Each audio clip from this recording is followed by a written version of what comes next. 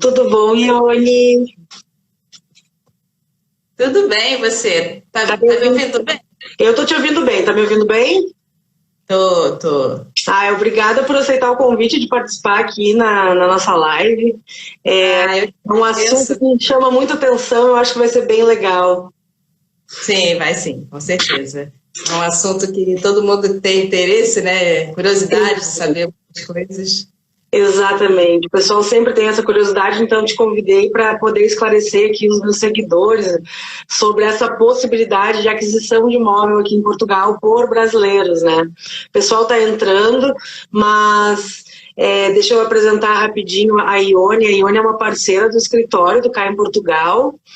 E ela está em Mafra, né, Ione? E é uma excelente agente imobiliário, assim, é alguém que eu confio muito, e a gente tem desenvolvido algumas parcerias aí ao longo desse último ano, e realmente, assim, em função da necessidade que as pessoas têm, Ione, de comprovar a moradia aqui antes mesmo de ter um visto aprovado, é muito importante que as pessoas tenham conhecimento da hipótese de compra de um imóvel, né? Porque, na realidade, a gente tem que apresentar no pedido de alguns vistos, principalmente hoje D7, que é visto de rendimentos, ou de aposentado, e o D2 também, que é o empreendedor. O consulado tem, desde final de 2018, exigido previamente um aluguel ou aquisição, a escritura de um imóvel aqui. Então, dependendo do perfil do cliente, como a gente precisa disso para pedir o visto, para fazer a aplicação daquele visto, dependendo do perfil do cliente, fica muito interessante já partir para uma aquisição, porque a maior dificuldade aqui é exatamente o tempo em que o visto tramita. Então, eu primeiro tenho que alugar um imóvel sem morar, sem sequer saber se esse visto vai ser deferido, já saio pagando arrendamento em euros, né, com a certeza de que eu não vou ocupar aquele imóvel por algum período. Esse período também ele é muito subjetivo, porque se nós soubéssemos que em 60 dias o visto tramita, o cliente já teria como fazer um planejamento de que 60 dias, então 2 aluguéis ele vai investir sem morar.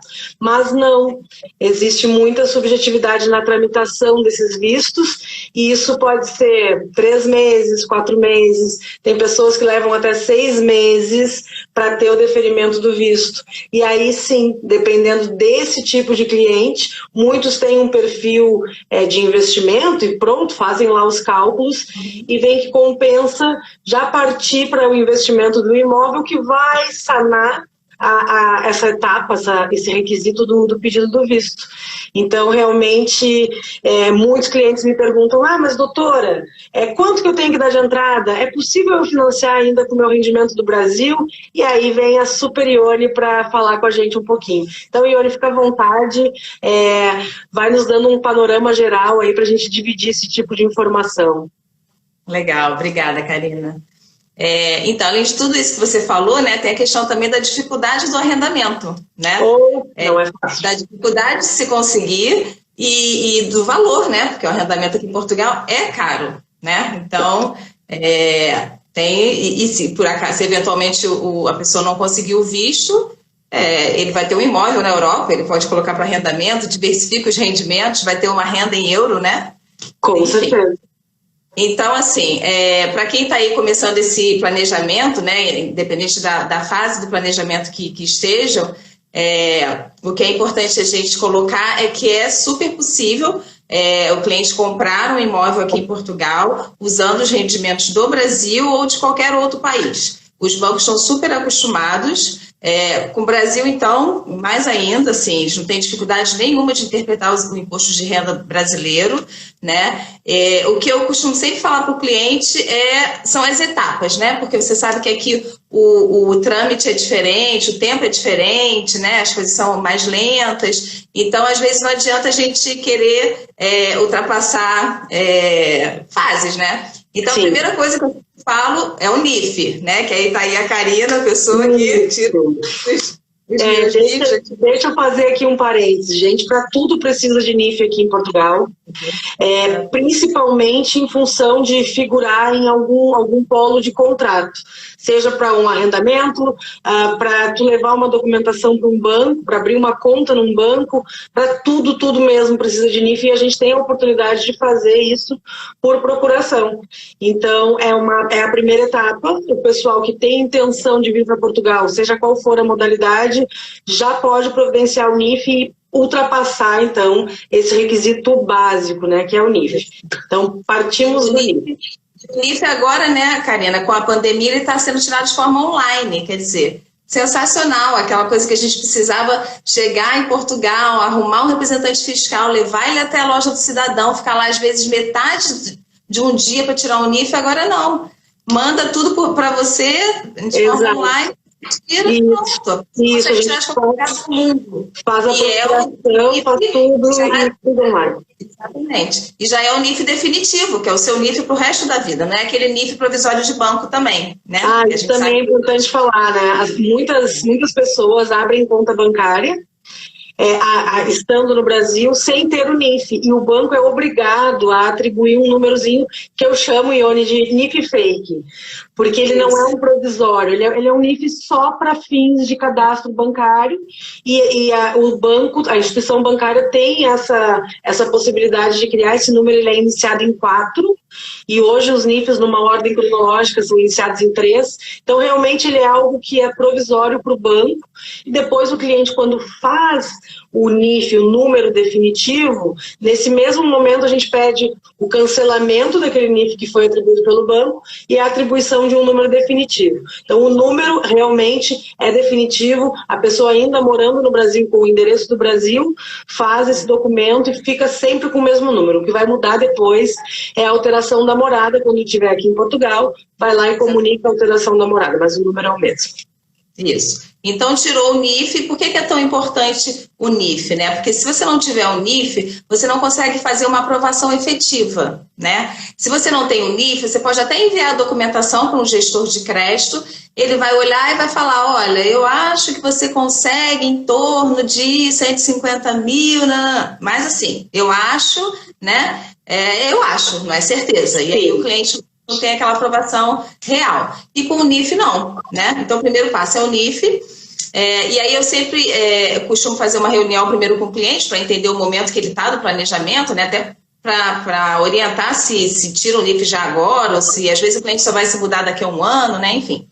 E depois que ele tem o NIF, o próximo passo é se o cliente for precisar de um crédito de habitação, é ele conversar com um gestor de crédito, né? Tem uma pessoa que trabalha comigo, que é um gestor de crédito. Ele trabalha numa empresa muito grande aqui em Portugal, que faz a intermediação entre o cliente e o banco, né? Ou seja, ele tem protocolo com vários bancos. O trabalho dele basicamente é o seguinte: em vez do cliente pegar a pastinha dele de documentos e ir em vários bancos com seus rendimentos, com seus documentos, e perguntar quanto que o senhor me aprova, quanto que eu consigo, qual é a taxa, qual é o spread, ele faz esse trabalho para o cliente. Então, eu passo o cliente para o Carlos, que é a pessoa com quem eu trabalho, ele vai entrar em contato com o cliente, aí ele vai fazer uma outra conversa focada mais nos rendimentos do cliente. Ou seja, ele vai entrar mais na vida financeira, né, para saber se esse cliente é um aposentado, ou é um assalariado, se é empresário, como é que são os rendimentos dele, se está tudo no imposto de renda.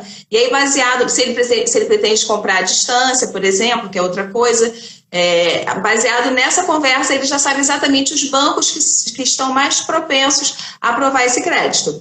E aí ele envia um e-mail para esse cliente autorizar a questão de tratamento de dados, que a gente sabe que é super importante aqui em Portugal. Que é basicamente, nesse e-mail o cliente autoriza ele a usar os documentos dele aqui junto aos bancos, manda a relação de documentos, o cliente manda tudo e ele tenta essa aprovação em vários bancos. Depois que os bancos respondem, cada banco tem, né, o seu prazo, ele apresenta o que foi aprovado, o quanto foi aprovado, qual banco, qual spread, se foi taxa fixa, taxa variável. O cliente decide o banco que ele quer fazer, e aí, depois que esse crédito é efetivamente aprovado no banco que o cliente decidiu, aí sim é o momento da gente partir para a busca do imóvel. Né? É diferente do Brasil, né? No Brasil, a gente... aqui, para efetivamente a gente aprovar o crédito, já não tem que ter um imóvel, Ione? Me esclarece. Tem. Né? Isso é outra coisa. Os bancos pedem uma morada de um imóvel ou a documentação de algum imóvel. Porque no Brasil a gente aprova o crédito genérico para qualquer imóvel. Aqui a gente tem que apresentar um para efetivar aquela simulação que estava sendo feita, né? Mas isso a gente consegue fazer, isso aí não é o problema. Sim, né? Eu posso, por exemplo, trocar.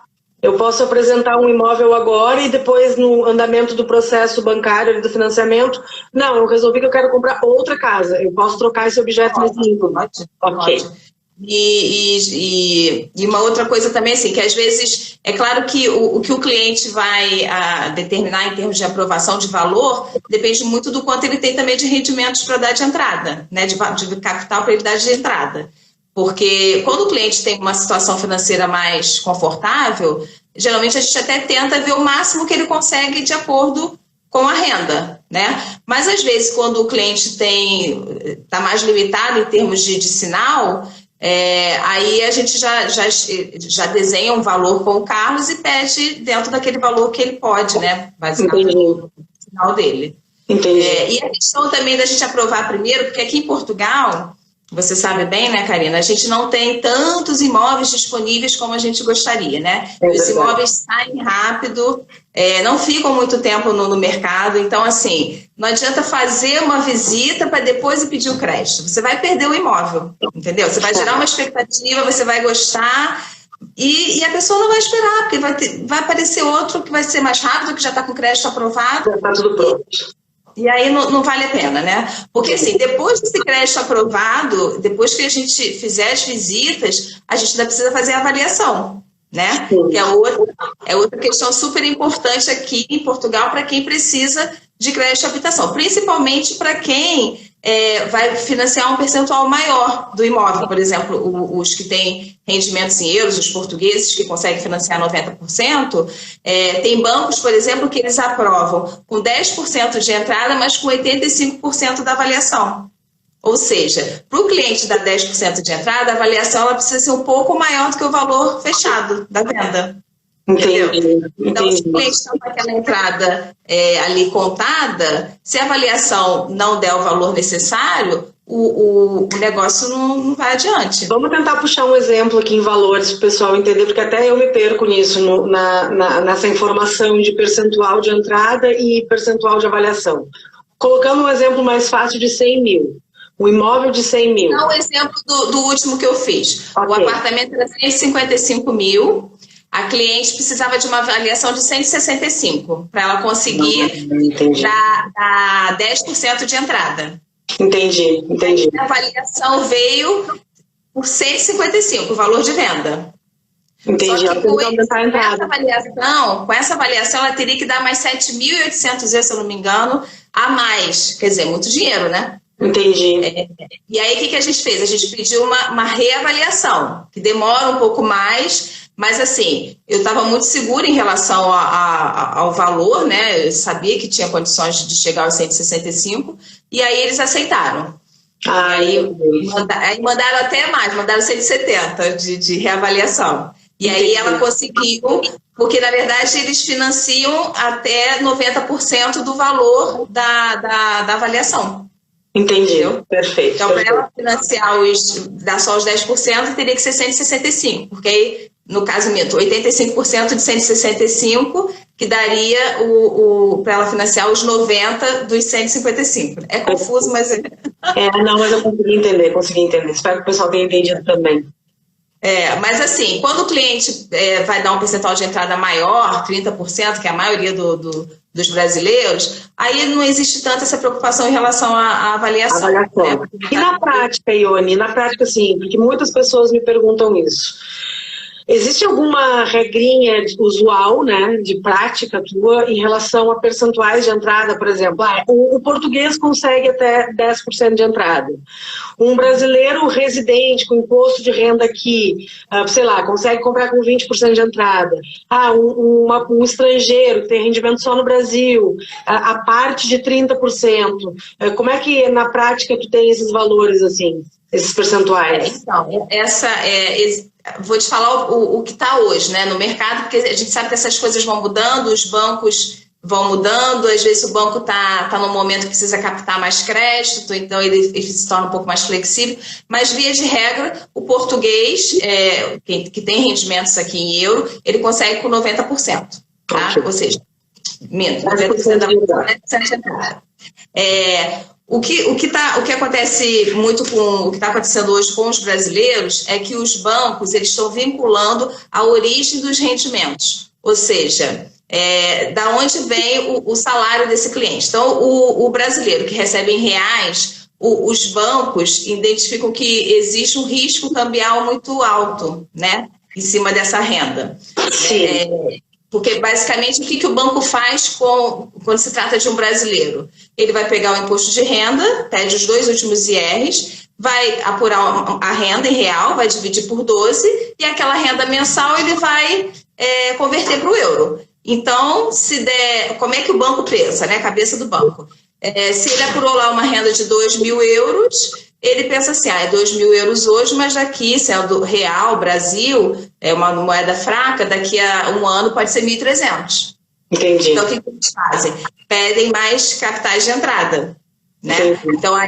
Então, hoje, assim, o cliente, é que eu falo muito com os clientes, não precisa morar em Portugal, não precisa querer morar em Portugal, não precisa ter cidadania para comprar um imóvel em Portugal. Qualquer pessoa pode comprar, desde que tenha passaporte, NIF e rendimentos compatíveis com o imóvel que ele quer comprar. Exatamente. E aí a questão da entrada vai ser isso, né? Se for rendimentos em reais, ele vai ter que dar hoje de 30% a 35%. Aí muitos brasileiros têm cidadania europeia, né? Ou português ou algum outro país da Europa. E aí isso hoje, no passado, alguns anos atrás, já foi diferente, já era possível financiar dar um percentual menor de entrada. Mas hoje não, isso está sendo apenas um facilitador para aprovação se você tem rendimentos em reais, né? Okay. Agora existe, assim, aí é aquilo que eu falei em relação à mudança, por exemplo, o novo banco, né? Que é um banco que passou aí por uma série de problemas, uma época só financiava 50%, agora, dos últimos 2 meses, ele está começando a ser mais flexível para quem tem cidadania europeia. Então, ele é um dos bancos, eu diria até acho que o único hoje no momento, que para quem tem rendimentos em reais, por exemplo, e tem cidadania europeia, tem a possibilidade de a gente tentar com 20%. Olha, que excelente notícia, eu não sabia, muito bom. Então, porque são muitos clientes que têm, Ione, a nacionalidade europeia. Muitos, né? Muito comum. Eu acho que o Brasil dispara muito ali em nacionalidade portuguesa, depois vem a italiana, pelo menos assim, o que eu pego uma grande maioria com nacionalidade portuguesa, e depois em segundo lugar italiana, em grande número, e depois sim, vem alemã, pronto, vem as outras. Mas português e italiano são muitos, muitos. Então, fica a dica aí para o pessoal que tem uma nacionalidade da União Europeia e tem o rendimento lá no Brasil, a possibilidade de conseguir até, né, com 20% de entrada apenas fazer o financiamento. Agora, uma outra coisa que é interessante a gente falar também, que aí é um outro perfil de cliente que os bancos já enxergaram e que estão, assim, querendo captar, que são os profissionais de tecnologia.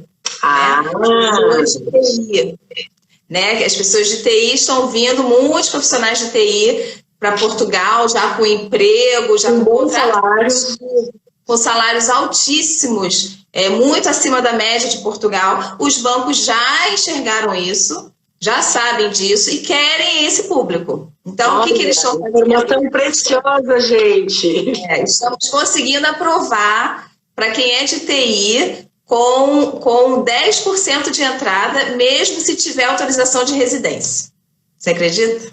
Impressionante. Nossa, abre muita oportunidade aqui. Realmente o pessoal da área de TI é um nicho diferenciado, está no auge em Portugal, tu vê ao ponto do banco identificar isso, é porque realmente está bombando aqui, né? E são muitos clientes que eu tenho que eles vêm com um contrato de trabalho, vêm com imóvel arrendado, vêm com assessoria para tramitação de visto, tudo, e um salário realmente fora do padrão. Fora do padrão. E aí, assim, um detalhe que é importante, até se tiver alguém da área, né, que vai assistir depois, faz toda a diferença, né, nessa aprovação. Se o cliente já está aqui há mais tempo, ótimo, mas se ele está vindo, né, ou se ele está negociando um contrato com alguma empresa, que esse contrato, que geralmente seja efetivo. Né? Okay. Nada de temporário, né? Nada de temporário e de preferência sem cláusula que diga que ele tem que cumprir um período de experiência, que alguns têm. Inclusive, assim, algumas pessoas que eu tenho feito reunião estão sendo contratados, já estão com contrato aqui e ainda estão trabalhando no Brasil, por opção, porque negociaram, estão esperando, estão ajeitando a vida para depois vir, né? Então, mesmo que tenha essa cláusula temporária, geralmente são 3 meses ou 6 meses, e alguns nem têm essa cláusula. Então, às vezes, eles estão tão em busca desses profissionais que eu acho que se quem estiver negociando, né, com uma empresa pedir, olha, dá para não colocar se tiver em mente, né, a viabilidade da compra, se não tiver essa cláusula, ótimo. Aí você consegue até do momento zero aprovar o seu crédito e eventualmente até com 10%. Excelente, excelente. Muito bom, muito bom. Tá salva a dica aqui. E aí, assim, isso é um público bem específico, né? Mas fora isso, assim, é aquela regra geral que a gente falou. Uma outra coisa que é interessante a gente também falar para quem está iniciando o planejamento, para quem está no Brasil ainda, é a questão do imposto de renda, né? Porque quem é assalariado ou quem é aposentado não tem muito, né, para onde fugir, né? Mas os profissionais liberais, os empresários, né, tem que colocar tudo no imposto de renda, gente, não tem jeito. Sim, se tiver vai ampliar ainda mais. É geral, Ione, é para todo mundo. Eu sei que o leão no Brasil ele é feroz, mas é muito importante dentro desse planejamento prévio, essa fase prévia à chegada, que tenha pelo menos o último imposto de renda bom. Isso é para tudo, para fazer, porque a gente muda de país sem histórico nenhum. Então, assim, ter a oportunidade de trazer um histórico financeiro do Brasil é muito relevante para alugar, para comprar, para financiar um carro, enfim, para várias coisas da vida cotidiana aqui. Inclusive para o pedido dos vistos. Eu tenho clientes que chegam em mim com bons rendimentos, com boa condição financeira de viver em euros aqui, mas que não tem imposto de renda. E aí a gente já não consegue sequer avançar com o visto, porque a renda que vai valer, que vai ser considerada, tanto no consulado, para o pedido de um visto, tanto para fazer a vida aqui, é o que está no imposto de renda. E é a mesma coisa para o imóvel, não tem jeito, porque assim, eu trabalhei 20 anos no Brasil em banco, e eu sei que no Brasil a gente aceitava imposto de extrato bancário, né, dependendo do banco aceitava aquele prolabore, mas aqui não tem, é imposto de renda. Aqui é o imposto de renda, então faça um bom imposto de renda, coloque tudo, não adianta, mas eu tenho 15 imóveis alugados e só tem um aluguel no imposto de renda, é só esse que vai contar. É só esse que vai contar. Vale a pena fazer esse esforço, ser tributado pelo resultado desse imposto aqui, vale muito a pena. Porque o planejamento é longo, né, Karina? A gente passou por isso, a gente sabe, então tem que pensar lá na frente. Quem está começando o planejamento agora, pensa nisso. Vai pagar um pouco mais, mas lá na frente você vai ficar tudo mais fácil. Exato, né? Exato, perfeito. E aí é isso, assim. O que mais que a gente pode falar? O que eu ia... Diga. Não, o que eu ia falar em relação à avaliação, eu falei, depois da avaliação... depois do laudo, voltando à questão da avaliação, depois do laudo da avaliação, aí sim é o momento da gente fazer o CPCV, né? Que é o contrato de promessa de compra e venda. É nesse momento que quem está comprando dá o sinal para o vendedor, né? Esse sinal geralmente é de 10%, mas é negociável, né? Dependendo da situação de cada pessoa. E aí, a partir desse momento que o imóvel fica efetivamente reservado para quem está comprando, né? As visitas são suspensas, enfim. E depois desse CPCV, aí o trâmite todo vai ser com o banco, né? Aí é o momento do banco enquadrar a operação, ver a questão de seguro de vida, validar os seguros, e o próprio banco é quem agenda a escritura, né? Ok. Quando tem financiamento, claro. E aí, no dia da escritura, você sabe que a escritura é feita ou em cartório, né, ou na sede dos bancos, e no dia da escritura o cliente, ali já é tudo finalizado, o cliente já sai com a escritura definitiva, já sai com a chave do imóvel, o imóvel já está vazio, é tudo finalizado ali, naquele momento. Isso, a gente tem feito muito aqui a representação do cliente na escritura, né?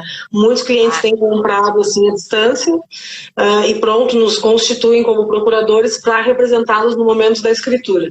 Então o escritório tem condições de levantar ali o cheque administrativo, a gente tem condições de assinar a escritura e a gente representa. A pessoa sequer precisa estar em Portugal, né, Ione? Para formalizar essa compra. O único cuidado que a gente tem que ter quando o cliente decide fazer essa compra à distância já está com essa decisão tomada desde o momento zero, né? Porque muitos clientes, às vezes, tiram o NIF, aprovam o crédito, né? Define o banco e chega aqui só para fazer a visita e escolher o imóvel, porque eventualmente não se sente confortável, porque já está planejado para vir, enfim. Mas se o cliente decide fazer a compra toda à distância, que é super possível, a gente tem feito cada vez mais, né? Se a escritura for feita por procuração, a gente tem que avisar desde o momento zero que essa escritura, ao banco, né? Que essa escritura será por procuração, né? Porque aí a gente tem que tomar cuidado com o trâmite da procuração, né? Pegar um modelo com o banco. Exatamente. Enfim, bancos que não gostam muito, mas assim, os que a gente costuma fazer mais, todos eles fazem por procuração. Perfeito. E foi o que você falou, é super viável. Hoje em dia, com a internet, com o Google Maps, as pessoas já sabem até onde está o supermercado, qual é a rua. É impressionante, né? Como o mundo tem evoluído nesse sentido, né? Comprar um imóvel à distância, isso há alguns anos atrás, era um tiro no escuro. Mas hoje o cliente participa de todos os momentos, ele está junto contigo, comigo, em todos os momentos, em todas as decisões. É muito comum a gente fazer a compra, depois contratar decoradora. Karina, eu quero uma decoradora para o meu apartamento. A gente contrata a decoradora, a gente mostra o trabalho, a decoradora também vai mostrando, e assim corre muito bem. O resultado final, né, de chegar em Portugal e ter aquele imóvel que o cliente nem viu, perfeitinho, decorado, com tudo certo, é uma alegria muito grande, assim, tem funcionado muito bem. E é uma tranquilidade também para quem está chegando, né? Porque chegar com a sua casinha lá já é sua, né? É o seu teto. E às vezes o valor da prestação é infinitamente inferior do que o arrendamento, né? O arrendamento, eu sempre digo que o nosso calcanhar de Aquiles aqui em Portugal é o arrendamento, né? Eu faço muito relocation, faço muito aluguel, assim, à distância, para que as pessoas, pronto, primeiro, ou a hipótese de aplicar um visto, ou depois, efetivamente, para chegar, né? Para a família não chegar aqui, porque não é fácil alugar também, né, Ione? Então, não é como no Brasil. No Brasil, a gente chega numa imobiliária, pega lá 5, 6 chaves, visita e escolhe. Aqui não, aqui a gente pleiteia um imóvel que encaixe no perfil daquela família, que aquela família seja aceita, e corre assim, corre muito bem, mas a tal da renda, o valor de arrendamento é fora de contexto. O salário mínimo em Portugal é 665 euros e o aluguel não compensa de forma alguma, né? E por isso, sim, muitas vezes em consulta, a gente oferece a oportunidade para esse cliente que tem uma entrada, tem um rendimento, de não colocar, né, um valor excessivo ali mensal no aluguel, porque o aluguel come na mesa da pessoa, e sim pagar uma prestação, né? E essa é a grande sacada, e é muito possível, e era isso que eu queria trazer para o pessoal, assim, é possível, e a Ione é especialista. E, Karina, assim, a taxa de juros aqui é muito baixa, né? A taxa de juros em Portugal, para quem está começando aí as pesquisas, em torno de 1,80%, 2% ao ano. Então, assim, é o que eu costumo falar para os clientes, se você tem o dinheiro da entrada, não faz o menor sentido ir para o arrendamento. né? E o mercado, ele é aquecido, assim, independente da região. É claro que a gente tenta ajudar, né? Você faz isso muito bem, de identificar o perfil para saber se, né, qual área indicar, mas assim, todo mundo que geralmente antes de migrar faz um planejamento muito grande, você já tem algumas coisas que você está acostumada, né? Se você quer morar perto do mar, se você quer comércio à porta, se você quer que os filhos vão a pé para a escola ou não, né? Se você quer uma casa, se você dá mais valor a morar num grande centro ou numa casa mais confortável, porque é outra coisa que eu costumo falar também muito, assim, aqui tudo tem um preço, né? Diferente do Brasil, aqui tem do lixo ao luxo, assim, você tem aquele imóvel que é de 1940, 60 e terceiro andar sem elevador, sem vidro duplo, sem aquecimento, sem garagem, e às vezes na mesma rua tem um apartamento da mesma tipologia, que é um T2, né, um apartamento de 2 quartos, com 30 anos mais novo, com vidro duplo, com garagem, com elevador, com aquecimento, bonitinho, remodelado. Ele vai custar 50 mil, dependendo da região, às vezes até 100 mil a mais. Né? Exatamente. Então, isso aí também tem um outro enfoque que dá em todos os bolsos, né? Cabe para todo mundo esse projeto. Tem imóveis de todos os tipos. Não, estou comprando um imóvel na Europa, é inacessível, porque lá só tem coisas luxuosas. Não, a gente tem imóvel que atenda todo o perfil e todo o bolso.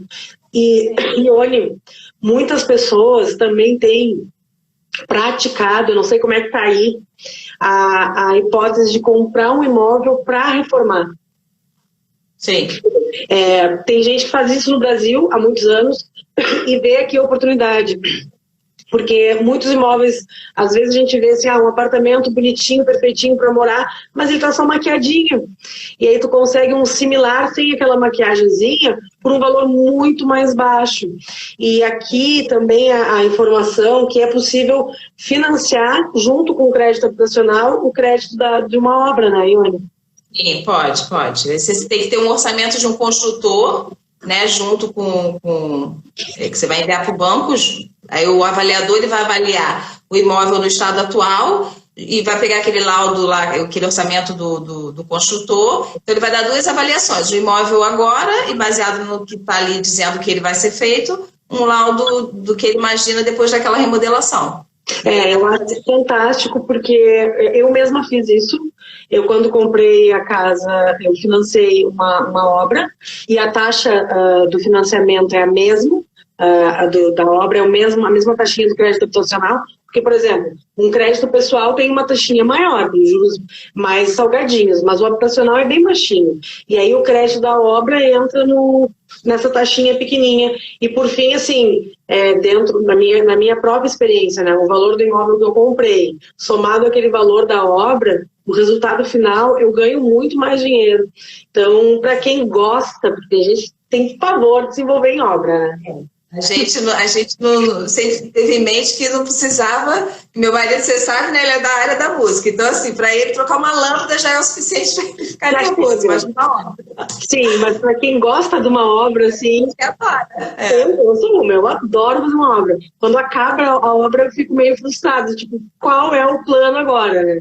Mas é uma forma também de rentabilizar, né? E por fim tu compra um apartamento. Eu não sei muito como é que é aí em Braga, mas assim, só tem que tomar um cuidado com a mão de obra, né? Porque é uma mão de obra escassa, sim, os bons, né? Tem que fazer também um planejamento para não pegar qualquer pessoa, né? Com certeza, isso aí é muito importante. Que você conheça, que alguém tenha indicado, e é melhor esperar o tempo dessa pessoa do que pegar com outro e arrumar um tempo. Sim, porque os bons estão com a agenda lotada e te dão um orçamento hoje para fazer daqui a alguns meses, mas realmente compensa para ter, não tem incomodação, né? Mas isso é no Brasil e em todo Portugal. Eu não sei como é que foi. Existem N tipos de remodelações, né, Karina, que a gente pode fazer. Existe aquele apartamento que está um horror, que você precisa trocar parte elétrica, hidráulica, sim, estruturalmente, né?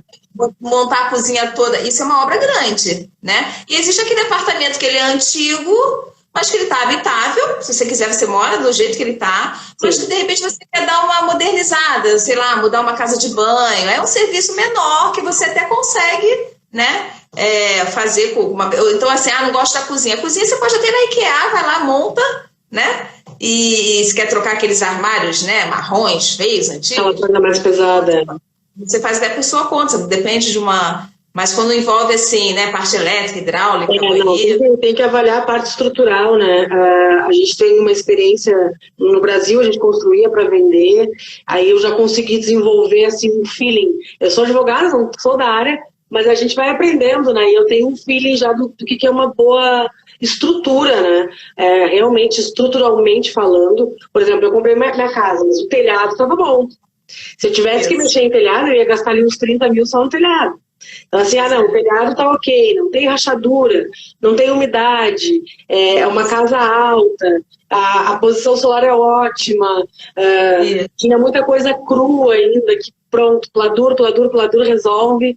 Eu adoro pladur. Para quem não sabe, no Brasil é o gesso acartonado, né? Que a gente chama. Então, o pladur é uma coisa que realmente transforma, né? Dá aquele tchan. E o próprio piso, esses pisos que no Brasil é laminado, que é flutuante. Isso. Isso aí, às vezes, é uma maquiagem ali e tu, pronto, deixa a casa do teu jeito e também ganha valor, né? E depois, se quiser vender, pronto, tu conseguiu fazer um dinheiro ali em cima daquilo. Ou o pessoal que não tem vontade vai lá e compra prontinho, né? Ou compra já pronto para habitar e depois vai melhorando, vai modernizando, né? Aí volta aquela situação que a gente falou, né? Tudo vai depender do quanto você está disposto a gastar. Exatamente. É isso, isso tudo a gente tem condições de orientar o cliente, até trocando experiência, né? E indicando pessoas também, né, Ione? Por exemplo, eu estou comprando uma casa não sei aonde, eu preciso fazer uma obra, a casa tá boa, mas eu quero trocar a casa de banho, quero trocar o banheiro. Tem alguém para indicar? A gente sempre vai buscar alguém de confiança, eu só indico pessoas que eu confio para poder dar esse suporte para o cliente depois. Tem uma coisa que a gente pode falar também em relação ao prazo, né, Karina? Que algumas pessoas perguntam, eu tenho 60 anos, mas eu posso comprar? Pode. Isso é importante. O prazo do financiamento, a maioria dos bancos, você tem que terminar o financiamento até 75 anos. Alguns bancos vão até 78, eu acho que não tem mais nenhum que vai até 80. Até pouco tempo ainda tinha alguns que iam até 80. Então, se você tem 60 anos, se o banco faz até 75, você pode financiar em 15 anos. Né? E aí as pessoas perguntam assim, mas quanto que eu tenho que ter de renda? Não tem essa resposta, né? A renda vai depender da sua idade e do valor do imóvel que você quer comprar, né? Porque se você quer comprar um apartamento de 100 mil e financiar 70 e você tem 32 anos, a sua parcela vai ser pequenininha, porque o seu seguro de vida, né, que é obrigatório, vai ser baixinho. Mas se você tem 60 e o seu prazo também de financiamento vai ser o máximo, né? Agora, se você tem 60... você vai ter que só pode financiar em 15 anos, então isso aumenta a parcela, né? E para aumentar, já que aumenta a parcela, você tem que ter uma renda melhor, um custo de renda melhor, né? E em relação ao seguro de vida, tem alguns bancos que isentam o seguro de vida quando o cliente tem uma idade um pouco mais avançada, e tem também não sei se você já teve experiência com a UCI. Não. A UCI é uma empresa, é um braço do Santander que só faz crédito à habitação. E eles não exigem seguro de vida. Eles não exigem seguro de vida e você pode debitar a sua parcela em qualquer banco. Então, se você já tem conta no Milênio, na Caixa Geral de Depósito, no Novo Banco, se você aprovar na UCI, você pode debitar na conta que você já tem. Só que a UCI tem um spread um pouquinho mais alto. Sim, né? sim. Só que, por exemplo, o cliente que tem 60 anos ou 65 anos, o seguro de vida dele é muito alto. Então, às vezes, compensa ele fazer na UCI, que tem um spread um pouquinho maior, e não precisar fazer o seguro. De qualquer forma, ele vai pagar menos. Entendeu? Então, tudo isso assim, é uma conversa que o cliente vai ter com o Carlos, né? Que é o gestor de crédito. Ele vai saber orientar exatamente qual é o melhor banco dentro do perfil do cliente, dentro da necessidade, né? Até do comprometimento, do quanto que ele pode, dentro do planejamento dele, quanto que ele pode se comprometer com a prestação, né? Sim. Quer dizer, são vários fatores. E onde tem, assim, lá no Brasil, a gente sabe muito disso, e aqui pela minha experiência, acho que fecha, mas eu não vou dizer bobagem. Dentro do meu rendimento, digamos que eu tenho um rendimento comprovado lá de 1.000 euros, tá? Eu gosto de falar de número redondo porque tu sabe que advogado não é bom de cálculo, né? Então eu me esforço para não errar os percentuais e boto sempre 100, 1.000, que fica mais fácil. Então, 1.000 euros de rendimento. O que eu posso, a margem de esforço que eu posso ter, ou seja, quanto eu posso comprometer desse meu rendimento em financiamentos. Então, por exemplo, eu ganho 1.000 euros e eu tenho meu carro financiado, pago lá uma parcela de 100 euros.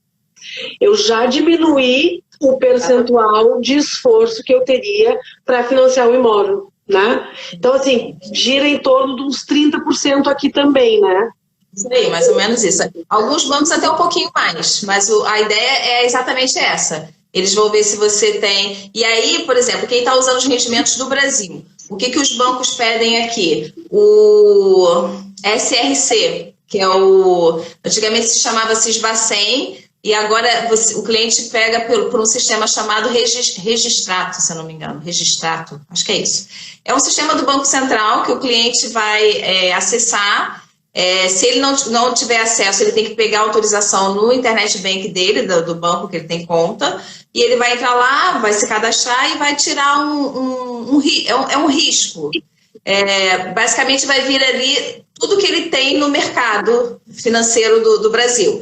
Então, o quanto que ele tem de limite de cartão de crédito, se ele tem algum financiamento imobiliário, vai aparecer ali, se ele tiver um crédito pessoal, vai aparecer ali, se ele tiver alguma coisa em atraso, vai aparecer ali.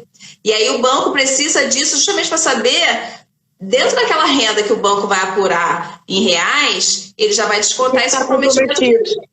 Exatamente. E aí vai ter sobra para conseguir usar aqui, né? Porque é a mesma renda. Entendi. E são todos os bancos que pedem esse documento para o financiamento? Todos. Tem que ter. Então, assim, é importante que a pessoa tenha em mente essa margem de esforço, né? Pode comprometer para não gerar frustração. Porque daí chega lá, está no andamento do processo, apresenta esse documento e cai por terra porque já está comprometido lá com financiamento, com não sei o quê, com cartão de crédito, e aí não sobra essa margem que a gente precisa. Exatamente. E às vezes aquelas coisas assim, eu tenho um imóvel lá que está no meu nome, mas eu comprei com a minha irmã, quem paga é minha irmã, mas o comprometimento é seu. O banco não vai fazer essa leitura assim. É claro que assim, para quem tem um imposto de renda muito bom, né, maravilhoso, sobra. Não problema nenhum, né? Mas para quem não tem, ou quem tem às vezes um financiamento de carro que está perto de acabar, né? Às vezes é até melhor quitar para depois tentar, se for uma renda um pouco mais, né? E para quem está aqui, também, né? É importante isso. Se a pessoa chega aqui, o primeiro ano eu vou morar num aluguel, no segundo ano eu vou comprar. É muito comum isso. A pessoa chega aqui, experiencia, faz o teste live, diz, não, realmente eu quero comprar em Braga, Braga é minha vida, quero morrer em Braga, já tem imposto de renda daqui, já tem rendimento aqui, vai partir então para um financiamento, né? Vai dar aquele passinho. E é o que se quer, né, para o imigrante, né? É que a gente evolua, primeiro a gente chega trabalhando numa área que não é nossa, a gente mora de aluguel depois de ter casa própria, mas aos poucos a gente vai evoluindo e esse é o esforço, assim, do nosso trabalho, né? Porque as pessoas evoluem enquanto imigrantes, né? E aí é importante isso, que nesse primeiro ano a pessoa não saia fazendo financiamentos, porque depois no momento de comprar a sua casa, não vai ter margem. Então, assim, vou comprar um carro, vou financiar um não sei o que, vou comprar lá o iPad, o iPhone, segura, porque tu vai precisar da tua margem para comprar a tua casa, né? Isso, exatamente. E outra coisa também importante falar em relação a isso por exemplo, o cliente que está vindo como aposentado, né, e vai viver dessa renda aqui. Então, essa renda vai ser dele sempre, né? Então, se ele decidir ficar 6 meses ou 1 ano no arrendamento, daqui a 1 ano ele tem a mesma renda. Não vai mudar. Ou se ele é um empresário que está vindo, mas vai continuar com a empresa lá, ou enfim. Agora, existe aquele cliente que está vindo que tem hoje um rendimento no Brasil, mas que quando vier para cá, não vai ter mais esse rendimento. Ou esse rendimento vai cair pela metade, ou por um terço. Aí vai começar uma nova vida aqui, né? E essa nova vida pode ser de N maneiras. Pode ser empreendendo, pode ser trabalhando numa empresa. E às vezes, quando ele vai trabalhar numa empresa, ele nem sempre, né? A gente sabe. Quer dizer, na maioria dos casos, se não for de TI, ele não começa com um contrato efetivo, ele começa com um contrato temporário, renova temporário, né? Se ele for um empreendedor, né, até ele conseguir fazer um IRS bom, compatível, para ele ter uma renda, para ele comprar um imóvel que seja do perfil dele, isso pode levar 2 anos. Exatamente. Mas é importante planejada, né? Para dar os passos certos desde o início. O meu marido é aposentado, a gente veio com o D7 com o visto dele. E quando eu aprovei o meu crédito, eu aprovei ainda no Brasil com os meus rendimentos do banco. Entendeu? Se eu não tivesse feito isso, Karina, eu até hoje, de repente, eu só conseguiria comprar meu apartamento esse ano. Eu entendi. Sim, tu aproveitou o rendimento que tu tinha. Porque assim, eu pedi demissão para vir para cá. Lógico. Apesar de ele ter aposentadoria no Brasil, ela é pequena. A gente veio com bom planejamento, a gente tinha dinheiro guardado, mas dinheiro guardado para renda. Entendeu? Quer dizer, eu comecei logo a trabalhar, mas até fiquei, ainda o primeiro ano foi devagar, depois que foi melhorando, enfim. Eu não sei se eu teria conseguido já no segundo ano. Já financiar, exatamente. Eu financei só agora. Eu comprei o ano passado a minha casa, estava fechando, eu estava quase fechando 3 anos. Quando eu consegui financiar, porque não usei a oportunidade do rendimento do Brasil que eu tinha na altura. Porque eu não sabia que era possível comprar. A minha assistente está me dizendo que falta 15 minutos. Muito rápido. E eu te digo assim, que o meu planejamento seria completamente diferente se eu não tivesse a minha casa própria, entendeu? Porque assim, eu pago 440 de parcela num T3. Imagina. É muito pouco. É isso assim, gente. O importante, eu sempre bato isso, Ione, planejamento. A gente sempre cai nessa figura.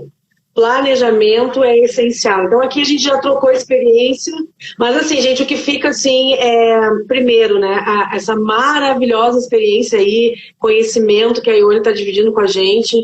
É uma pessoa que tem conteúdo, não é alguém que se lança assim de repente a dar informações, e é o que a gente preza aqui, né, a informação segura, com fundamentação. Então assim, as informações que a Ione nos trouxe hoje, elas nos levam sempre para a velha história. Todos os clientes que fazem a consulta comigo sabem que eu digo isso. Planejamento. Então, a Ione trocou a experiência com a gente de que aproveitou o rendimento que ela tinha no Brasil, que ela ia perder, para já financiar o imóvel. Isso é uma excelente hipótese de planejamento.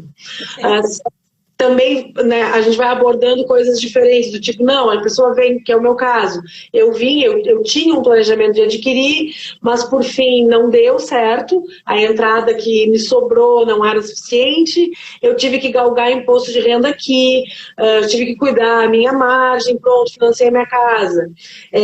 A ideia de comprar um imóvel, reformar, as informações importantes ali, de ter o imposto de renda, de cuidar lá o comprometimento disso no Brasil, porque os bancos daqui estão cruzando, então o que a gente tem de dívidas lá no Brasil. Mas sim, o planejamento ele é fundamental, e morar num imóvel próprio aqui hoje é uma coisa excelente, porque o aluguel, todo mundo sabe, é extrapolado e é a nossa pedra no sapato. Então, eu quero te agradecer imensamente. Eu que agradeço, adorei. Eu adorei. Seja muito bem-vinda aqui no Tá em Portugal, sempre. À disposição. Eu tenho absorvido isso, eu vou deixar essa live salva. A minha assistente, Lívia, vai salvar para mim, para o pessoal conseguir ver. Compartilha com o pessoal que quer vir, que tem intenção de comprar, porque realmente a Ione nos contribui muito hoje. Obrigada. Estou à disposição aqui para precisarem. Qualquer dúvida, me chamem aqui. Sigam o perfilzinho dela lá, e a gente é parceira. Todo mundo aqui em Portugal, a gente vai conseguindo criar uma raiz, né, Ione? E a gente confia e observa o trabalho, observa o crescimento da pessoa. Isso tudo eu acompanho no teu Insta. Com certeza o teu trabalho está te dando esse resultado pelo teu esforço, né? Pelo teu bom trabalho. E seja muito bem-vinda sempre aqui. Conta com a gente sempre, tá bom? Obrigada, tá? Adorei participar e fazer muitos negócios. Isso, pessoal aí, ó, contem conosco, porque a gente está aqui realmente para facilitar a vida e aparar essas, né? Nós passamos por esse processo todo, né, Karine? Então a gente sabe o quanto que a gente precisa, né? Fomos ajudados também e agora a gente está aqui para ajudar. Exatamente, é a tal da empatia, né? Eu sempre digo, antes de ser advogada, eu sou imigrante. Então a gente está no mesmo barco, só em fases diferentes, né? É isso. Obrigada, gente. Obrigada pela presença de todo mundo. Eu vou deixar e espero que essa informação chegue no maior número de pessoas, porque informação boa a gente tem que propagar. Isso. Obrigada. Boa noite a todos. Tchau. Tchau.